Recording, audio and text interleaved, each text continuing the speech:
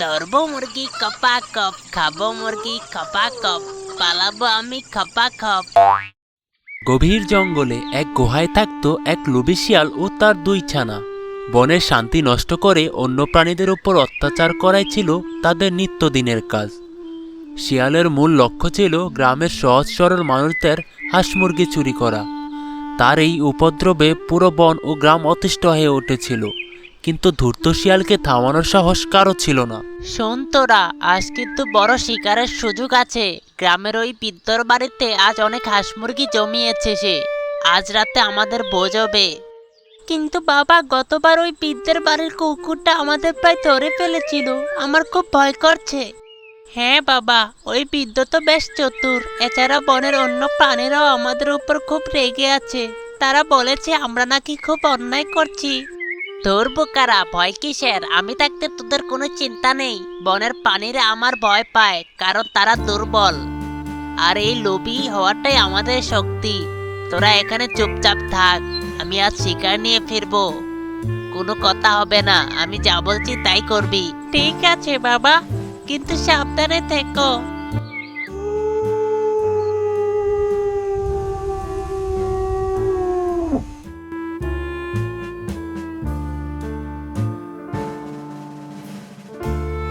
শিয়ালটি ঘন জঙ্গলের পথ পেরিয়ে গ্রামের সীমানায় এসে পৌঁছায়। তার নিঃশ্বাসের শব্দ শোনা যাচ্ছে।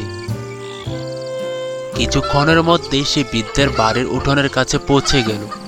বাড়ির ভিতর কোনো আলো নেই, বৃদ্ধ গভীর ঘুমে।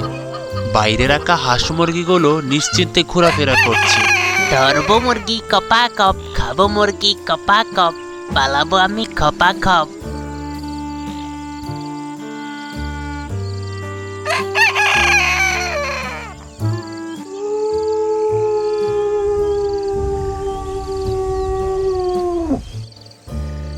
এই নে, তোরা পেট ভরে খা বাচ্চারা। আজ রাতে একদম টাটকা ভোজ হবে, কোনো কষ্ট করতে হয়নি।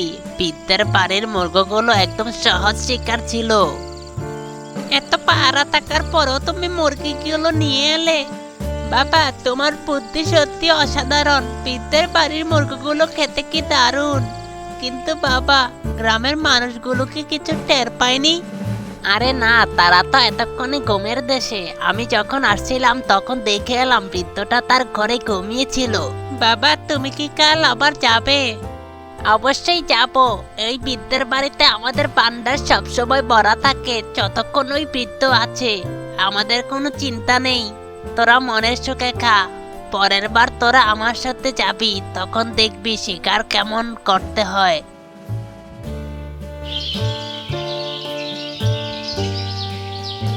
শিয়ালের এই চুরির জন্য সকালে উঠে প্রায় পুরো মন খারাপ করে বসে থাকতো। সারাটা রাত জেগে এগুলোকে আগলে রাখি, তাও ওই শিয়ালটা প্রতিদিন আমার শান্তি কেড়ে নেয়।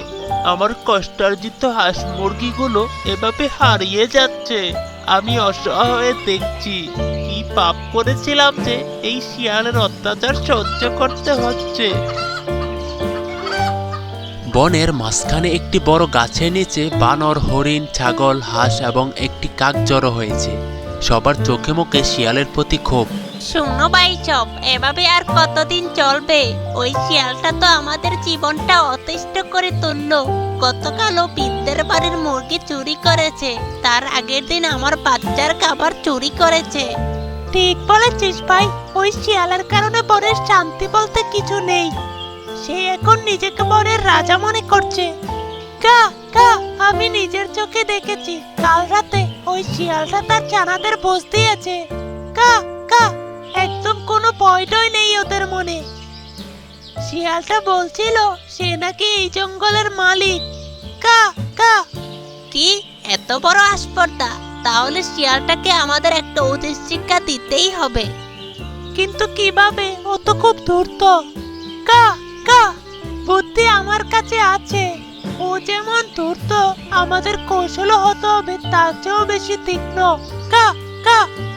এরপর সব পশু পাখিরা মিলে পরিকল্পনা করতে লাগলো কিভাবে সেই ধূর্ত শিয়ালকে শিক্ষা দেয়া যায়।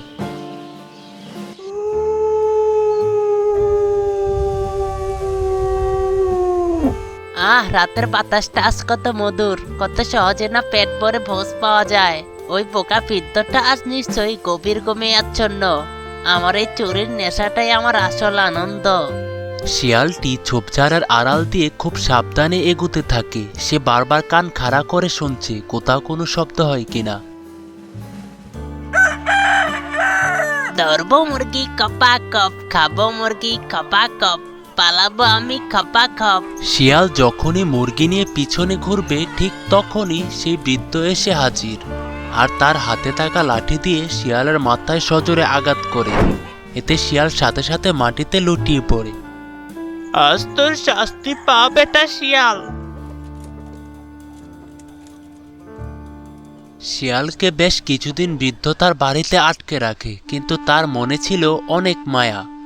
তাই কিছুদিন পরে বৃদ্ধ শিয়ালকে মুক্ত করে দেয় আর বলে, যা শিয়াল, আজ তোকে মুক্তি করে দিলাম, তবে একটা কথা মনে রাখিস, লোভ আর অন্যায়ের পথ ভালো নয়। তুই এবার তোর চারাদের কাছে ফিরে যা এবং ভালো হয়ে বেঁচে থাক। শিয়াল সুযোগ পেয়েই দৌড়ে পালালো আর পিছনে তাকালো না।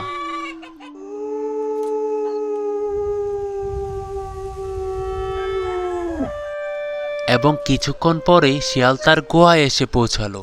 বেঁচে গেছি, শেষ পর্যন্ত বেঁচে গেছি। ওই বুড়োটা আমাকে ছেড়ে দিল, কত বড় বোকা। আর কখনো ওই বাড়ির ধারে কাছেও যাব না, তবে অন্য জায়গা থেকে ঠিকই শিকার খুঁজে নেব। বাবা, তুমি ফিরে এসেছো, আমরা কত চিন্তায় ছিলাম। বাবা, তোমার মাথায় ওটা কি?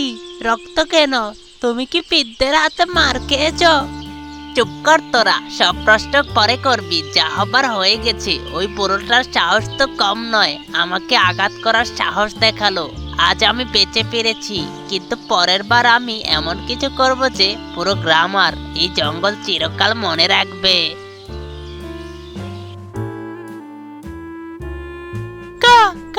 খবর আছে, ওই শয়তান শিয়ালটা ফিরে এসেছে।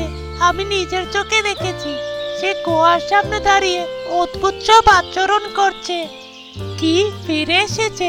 কিন্তু বিদ্যুৎ তো মনে হয় তাকে দয়া করে ছেড়ে দিয়েছে। তার মানে সে বিন্দু মাত্র বদলায়নি। ওকে ছাড়া পুরুষ সবচেয়ে বড় ভুল হয়েছে। ও এখন আরো বেশি প্রতিশোধ পরায়ণ হয়ে উঠেছে। আজ রাতে নিশ্চয় ও নতুন কোনো ফন্দি আটবে। আমাদেরকে এখন জঙ্গল ছেড়ে চলে যেতে হবে। আমার ছানাগুলোকে নিয়ে আমি কোথায় যাব? না ভাই, পালিয়ে লাভ নেই। ও তো বনের প্রতিটি কোণায় আমাদের খুঁজে বের করবে। আমাদের এখন শক্ত কোনো ব্যবস্থা নিতে হবে। শোনো সবাই, আজ রাতে আমরা আর বৃদ্ধের বর্ষায় থাকবো না। শিয়াল যেহেতু এবার প্রতিশোধের নেশায় অন্ধ, তাই সে নিজের গুহা থেকে খুব একটা দূরে যাবে না। আজ রাতে আমরা তার গুহা ঘিরে ফেলবো। ঠিক বলেছিস, ওই শিয়ালকে উচিত শিক্ষা দিতেই হবে। বাবা, অনেকদিন ভালো কিছু খাই না, আজ বাজার থেকে কমলা কিনে দিবে? শোন বাবা, আজ আমার কাছে একটা টাকাও নেই।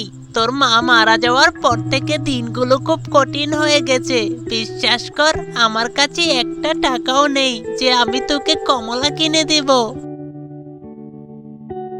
শিয়াল একা একা খালি হাতে বাজারের দিকে রওনা দেয়।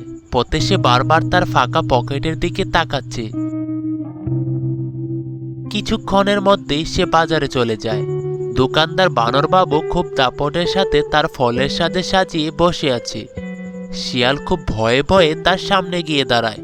বানর ভাই, খুব বিপদে পড়েছি। আমার ছোট বাচ্চাটা কমলার জন্য কাঁদছে। আজ পকেটে একটা পয়সাও নেই। দয়া করে কি বাকিতে একটা কমলা দেবেন? আমি কথা দিচ্ছি, পরে দাম দিয়ে দেব। কি, বাকিতে কমলা? তোর মতো ফকিরের কাছে মাল বেচতে আমার দোকান খুলে বসেছি? যা ভাগ এখান থেকে। তোর মতো ভিখারি শিয়াল আমার দোকানে আসবি না। সবাই দেখ, এই ভিখারি শিয়াল বিনা পয়সায় ফল চাইছে। শিয়ালের চোখের কোণ দিয়ে জল গড়িয়ে পড়ে, কিন্তু সে মাথা উঁচু করে বানরের চোখের দিকে তাকিয়ে দৃঢ় গলায় বলল, শোনো বানর ভাই, আমি ভিক্ষা চাইনি, বিপদে পড়ে সাহায্য চেয়েছিলাম। সামান্য একটা কমলা চেয়েছি বলে তুমি আমাকে এভাবে অপমান করলে।